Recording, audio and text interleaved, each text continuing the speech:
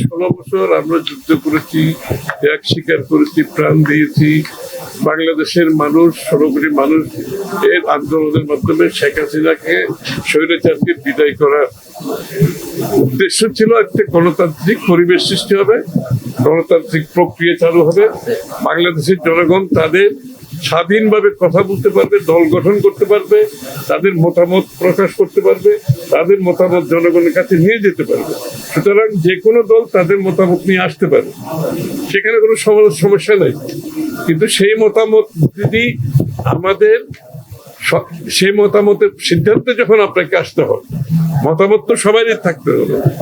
আমাদেরও 31 দফা এই সংস্কার প্রস্তাব আছে না, এটা তো আমরা চাইলে কালকে বাস্তবায়ন করতে পারবো, আমাকে জনগণের কাছে যেতে হবে।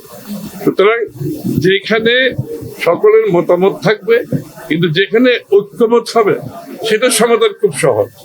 আর যেখানে ঐক্যমত হবে না, সেটা আপনি জনগণের কাছে যেতে হবে। আগামী নির্বাচনে আপনার যে ইচ্ছা, আপনার যে প্রত্যাশা, আপনার যে চিন্তা, সেটা যদি আপনি বাস্তবায়ন করতে চান, সেটা যদি ঐক্যমতের মাধ্যমে না হয়, আপনাকে জনগণের কাছে যেতে হবে। আগামী নির্বাচন ম্যান্ডেট নিয়ে আসেন, সংসদে আসেন, সংসদে আলোচনা হবে, বিতর্ক হবে, সংসদে পাস হবে।